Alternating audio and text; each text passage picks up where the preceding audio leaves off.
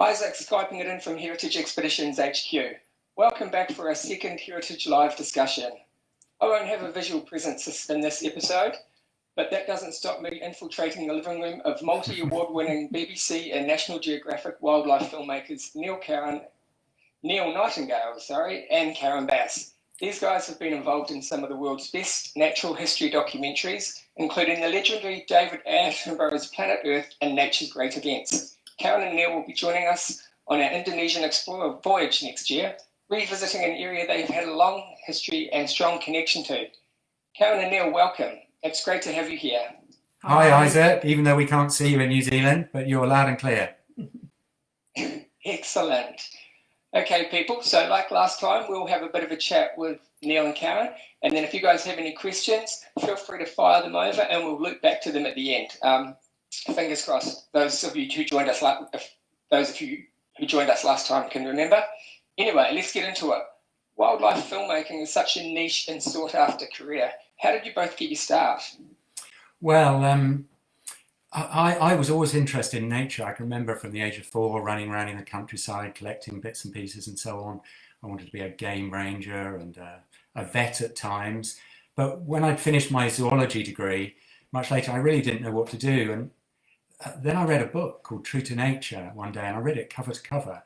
And it was about the first 25 years of the Natural History Unit, the BBC Natural History Unit. And once I got to the end of it, I thought, gosh, I could do that. Because if I'd thought about wildlife filmmaking as a career, it would have been something that other people did, a bit like being an astronaut probably, or a Hollywood actor. Not for normal people like me. But I read this book and I thought, well, they're normal. If they can do it, why can't I? And so I then just looked through all the listings, magazines, worked out who the producers were, and just started bombarding them with letters and so on. And eventually I got a 2-week job, and I was so good at that, they gave me a 1-week job. After that, they gave me another 1-week job, and I hung on until eventually I was running the whole lot as head of the Natural History Unit. So it was that book that really did it. And wow, and a bit of grit. Yeah, a lot of persistence, and a lot of writing.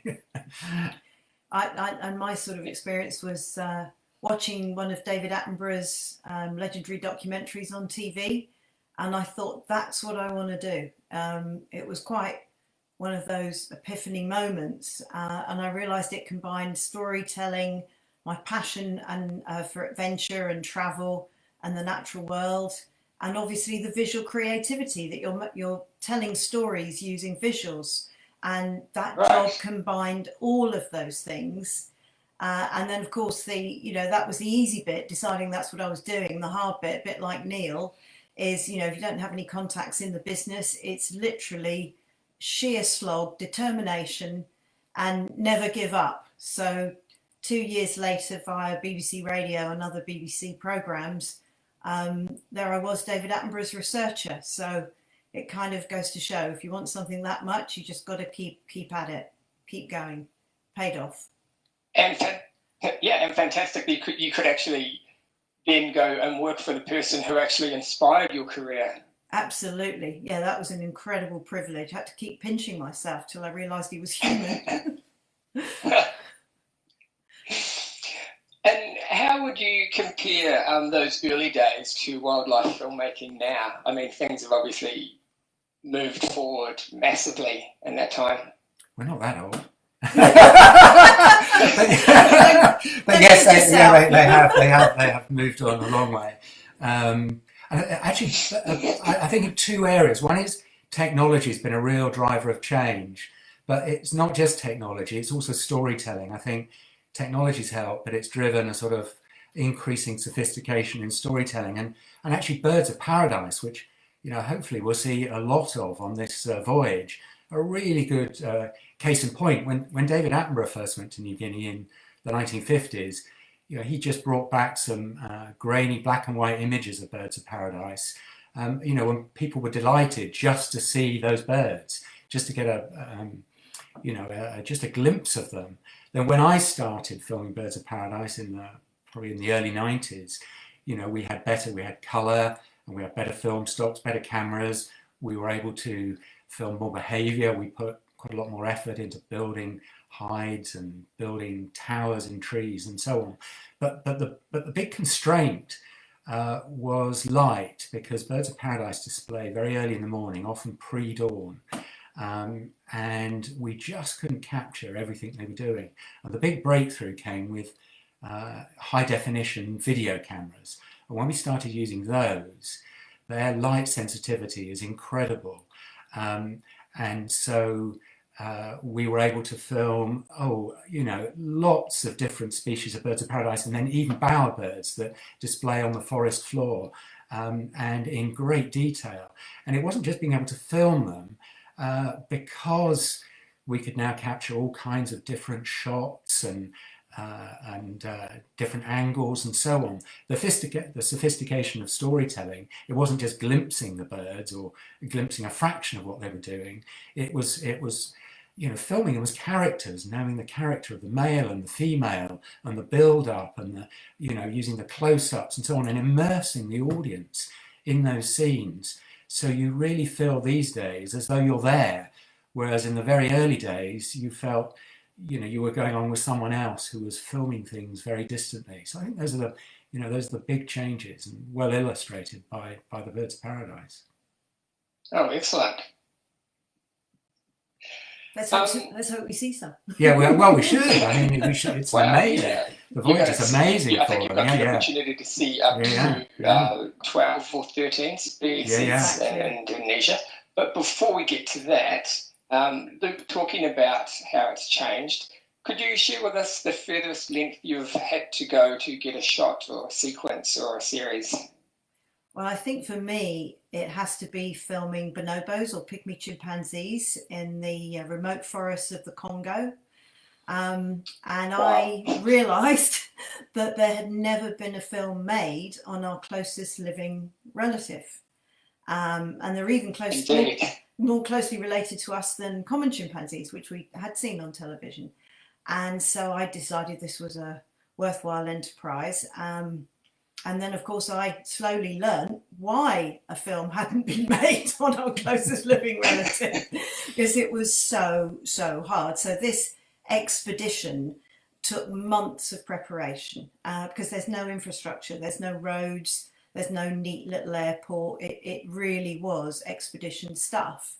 And so we were all ready, and of course in these days, this is before sat phones and all the modern communication and sort of materials that we have to make things safer and smoother these days.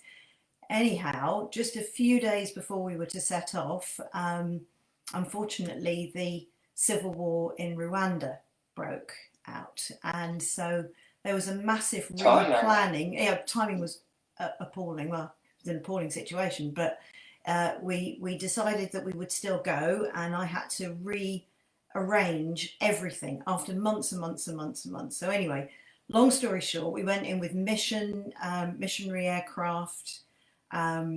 We had a pirogue canoe. We hiked through swamps with all the camera gear. And I realised this is how these Victorian explorers must have felt, going into places where it felt to us as if nobody had been before. And of course, it was extremely remote. But what was amazing is when we got there, you suddenly think, oh my God, I hope this better be worth it. And it was. I mean, they're amazing animals. They're much more gentle, totally different social structure, much more vocal than common chimpanzees. And you really had that sense you were documenting something very, very special. And, very few ways of being pioneers. I mean, heritage are pioneers in many ways, but that was my experience of feeling like, oh my goodness, this is a first. So very, very fortunate to get there in the end. But my God, it was hard. Very good reason why nobody done it before. And great to be the person to have done it. Just to talk a bit about that, how did that filming experience change with the bonobo, change your view on the natural world and our role in it? Well, I suppose, they are incredible animals, as I've said, but what I hadn't realised, and it was by spending a lot of time with them and with this sort of extended family group, is that they've got real personalities. They're individuals, and you can see that play out in their daily lives, both with their interactions with each other within their families and friends, but also what I realized is that they're very intelligent, and they knew that we were there. We tried to make ourselves as invisible as possible, but they're obviously aware that we were there. And there was one little character we call a Shijimi. He's an orphan, and most chimpanzee societies he would never have survived, but he was very cheeky, and he ingratiated himself with the other bonobos, and he got along very well, considering he was an orphan without his mother to protect him. And he was cheeky, very, very mischievous. Anyway, one day I'm sitting there in the forest thinking, well, where is he? He's not around, and everybody else is there, so where's he gone? And then I said, oh God, it started to rain. And I look up, and he's on a branch right above my head, peeing on my head. And he'd come to seek me out. Just to... So then I felt... It was a sign of endearment. It was a sign of endearment. It was a sort of perhaps one stage of a relationship, perhaps a bit too close at that point. But anyway... So anyway, I've had an orphan bonobo pee on my head, and that's changed my world forever. Oh, bet. And I'm sure he was your favourite too.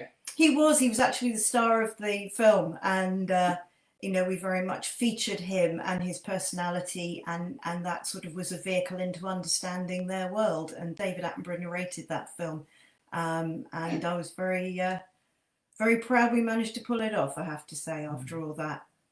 Excellent. And the other thing about wildlife filmmaking, other than primate urine, you guys are in the thick of it. Let's face it, this is a job tinged with danger. Any close calls where you thought, well, I had a good run? Ooh, I wonder if they'll use the shot.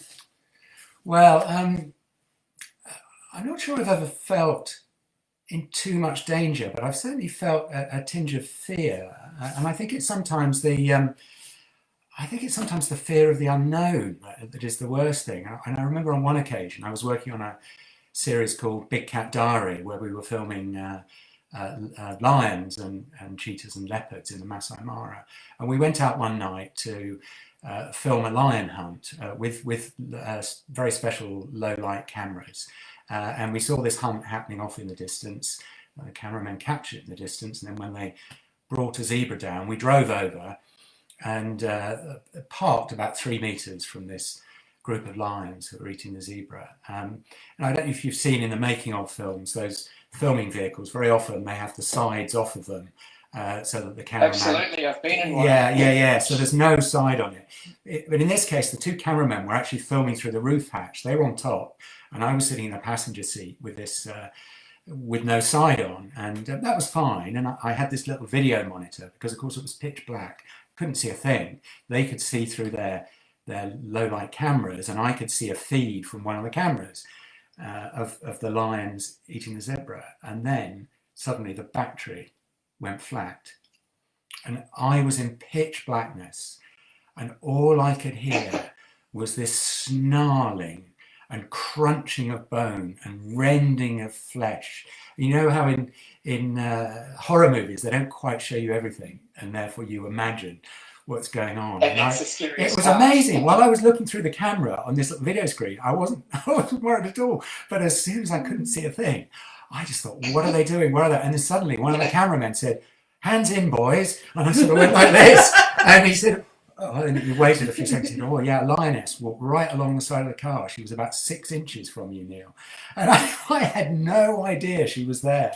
And it was just so spooky, being able to hear all that action and all the fighting and ferocity, and it all in pitch blackness. And of course, I never saw any of the sequence until until we got back in the next morning in the little edit tent we had there, and I was able to review it. And they got some amazing footage, so it was used.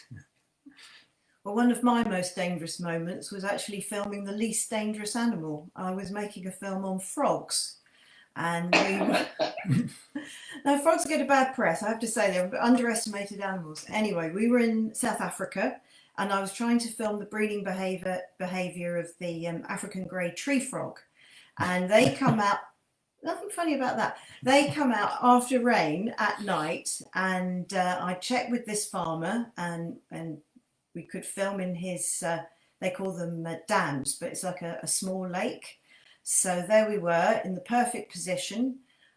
My job, because they were sort of basically making their little foam nests over the pools, over the water, hanging off of branches.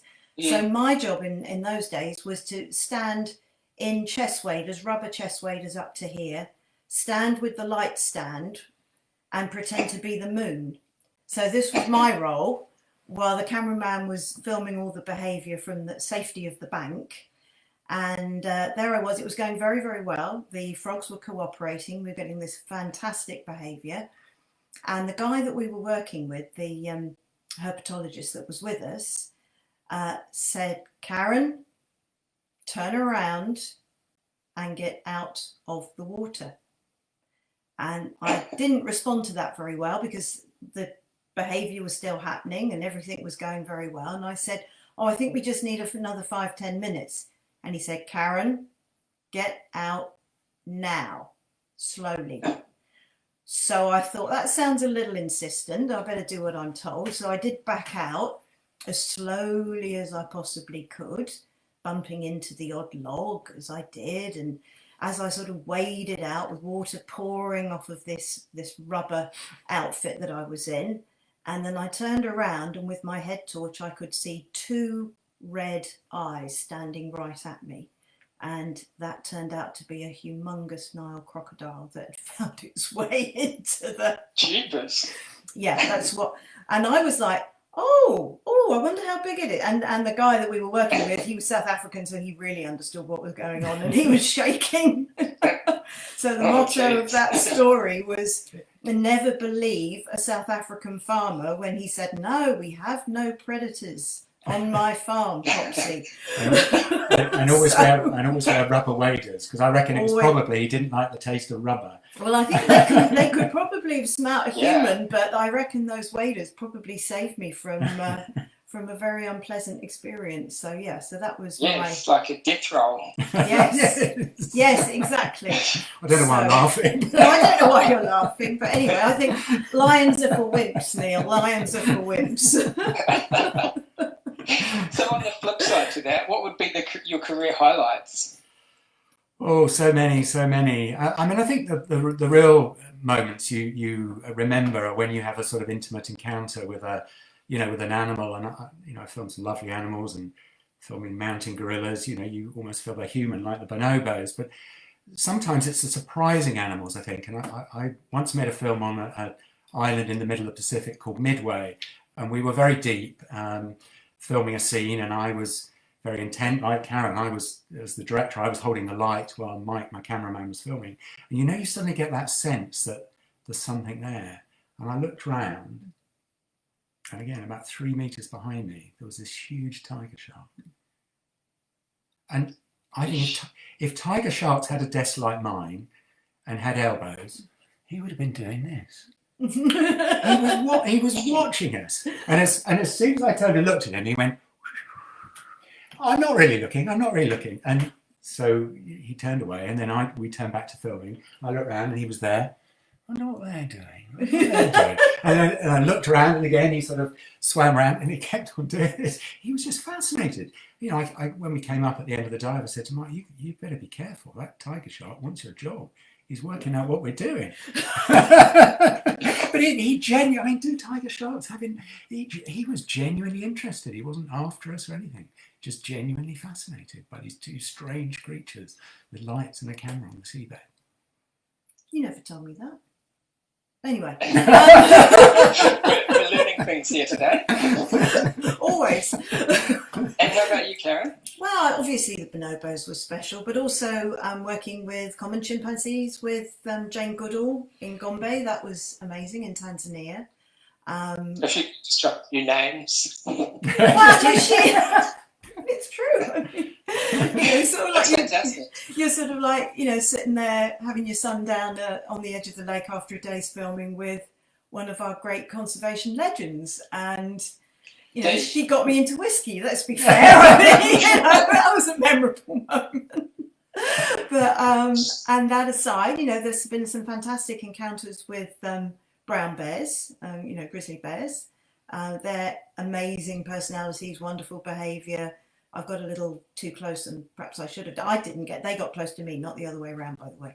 but there's some great stories there. And I think, filming aside, one of the things that I always remember, we went on our honeymoon to Tonga, and we were sailing around the sort of quite remote parts of Tonga, weren't we, for our honeymoon. And I was swimming one day off the back of the boat, and I thought, oh God, Neil's just flapping about. What the hell's going on? And it wasn't Neil. When the bubbles cleared, it was a baby humpback whale. And its eye was like, literally, if I put my hand out, I could have touched it. And its eye was like looking at me, as if like, hey, look who's come to play. And I'm like, Neil, look, well, you can't speak underwater, but I was, if I could have been speechless, I would have been speechless. It was amazing. And this thing was so playful. And just as the bubbles cleared and you could really get a look at it, you could see Mum down below, just sort of like, okay, Junior's having fun. And then suddenly another face full of bubbles. It was almost like it could judge the distance and its place in the water, just kind of like, more bubbles. What about that? Hey, Mum, this is fun. And then suddenly, whatever that signal was, we didn't hear anything, we didn't see anything, but she moved and Junior went straight down into the deep and followed her. And that was it. They were gone into the blue. And I'll never forget that. And our honeymoon was special for lots of reasons, but I must say that was a highlight. And we did actually time our wedding to coincide with the breeding season of humpback whales in the Pacific. Yeah, that's true. So we did. Yeah, it's true. Yeah, we're pretty hardcore. And over your career, you both got to work with one of the most amazing voices for and custodians of the planet, David Attenborough. So what was that like? Well, actually, in the very beginning, it was quite intimidating. I can remember as a young director, in my 20s, and going out with David for the first time, directing him, the most famous wildlife presenter on the planet. And the film crew had all worked with him before and knew him and all the banter, and I worked with him quite a bit when I was quite young. And, sometimes I had new ideas. You think, oh, yeah, but he's already written a script. What do I do? Or sometimes we'd go a filming set and he'd turn up and say, oh, I think we should do it another way. I've been thinking, I've written it another way. And you'd have to think instantly, is that better or is that going to ruin the whole sequence? And thinking, gosh, how can I argue or, tell this great presenter to do something differently? But what was fantastic about David is he didn't stand on his fame or any of that. It was whoever had the better ideas, would win through. And so we'd have big creative arguments. And if I had a better idea, he'd say, Neil, yep, that's a better idea. Or if at the end of the day, I thought he had a better idea, then it would be his. And to have this guy who'd been in the business for decades and was so famous, just such a great bloke. I've shared cabins with him on boats and tents. I got stuck on the Mount Roraima with him, that big flat top tepuy in Venezuela, when the clouds came in and the helicopter that was meant to pick us up didn't, and we got stuck overnight. And 5 of us had to share a tent, on a very rocky substrate overnight, a 2-man tent, I have to say, people who were nowhere near as famous as him would have been very unhappy. He just mucked in and helped put up the tent and find rocks for the guy lines. And then in the morning, after a really terrible night, none of us slept, he got out and he said, oh, look, it's so much sunnier this morning. It's much better light for filming. Let's do the sequence again. So, which we'd completed the night before. So we said, yeah, of course, absolutely. You happy to do it? So we did all his pieces again in much better light because he just wanted to get the best sequence. And we finished his pieces. The helicopter came over the horizon, picked us up, and we left. And I think that's the thing with David. He's so dedicated and always has been, and even in his 90s, is still dedicated to doing the best job and not standing on his track record or his fame, just doing the best job and acknowledging other talent and so on, which is, I'd say, is pretty much unique. And a passion for the planet. For someone of that level of fame, And no doubt the secret to his success. Yeah. But I also hear he's a bit of an undercover Cupid too. He did introduce us. We were both working on one of his series and he did introduce us. So we've got our professional and personal lives to thank David for, actually. Yeah. Fantastic. Not many people could say that, I would imagine. No. Let's talk about Indonesia. Next year, you're joining us on your 4th adventure with Heritage Expeditions. Yeah, this very time to exciting. Indonesia. What do you like most about Heritage's style of expedition? Well, I think it's they take us to such remote and interesting places. You know, we've as you probably gather, I mean, we've travelled all over the world. We've had an incredibly privileged life, and you know, the places we go, the wildlife we see, the people we meet on heritage expeditions still surprise us, you know, enormously. And you know, we've been to places where you know, no other tourist has been. It feels like a real expedition. We go to places. We'll go to places on this expedition that I know film crews have taken days and days to get to. You know, we'll be able to get there in the morning because of the ship, and then of course back to the comfort of the ship, and the ship itself. You know, an ex-research vessel is just perfect to go to those remote places. You know, if you're expecting she's definitely part of the adventure. Yeah, oh yeah. You know, it doesn't have there's no casino in sight or anything like a normal cruise ship, but it's but really comfortable. And you know, no matter how dirty or wet or whatever you get during the day, you go back to this comfort. And the other thing is the size of it, with just small groups, so you get to know everyone. You get to know the crew, the guides, your fellow passengers.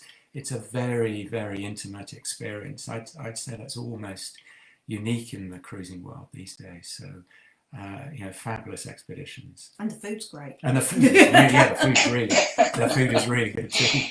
Yeah, it sure is. You do need to do those long walks. Yeah, you do. So I hear Raja Ampat is one of your favourite places on the planet. What can guests on this voyage expect? Well, just world-class coral. You know, I've filmed all over the Pacific, underwater coral reefs, and this place blew me away when I first went there. Just the variety of life, and the thing is, you can have a world-class diving experience there, just snorkeling, because a lot of it's close to the surface, and we found sometimes it was better snorkeling than diving. It's really, really special. And then you know, all the myriad islands and the jungle on them comes right down to the shore, right down to the coral. So it feels very primeval, and with the calls of parrots, and then we'll see birds of paradise there, and just tiny little villages. I mean, we were almost overwhelmed when we first went there, and it feels like almost like a Garden of Eden, actually, a very sort of innocent sort of place in many ways. I mean, truly, truly special. Amazing place, incredible. Yeah. Excellent. That sounds like we all need to go. We do. Now, you've swum with whale sharks all around the world, but not at Cendrawasih Bay. How would you describe this experience? And how much are you looking forward to getting in the water again with these gentle giants? Oh, I love swimming with them. I love just so graceful and gentle, and I love just when you're just hanging in the water. They're fast enough, but they're not so fast that you don't get a really good intimate experience. And then you can see all their beautiful coloured skin. You know, it's all dappled light hitting that skin, and just watching them and just hanging there. And you sort of think, I want to bottle this moment and make it last forever, because it's just perfect. It's just really relaxing and stimulating and exciting.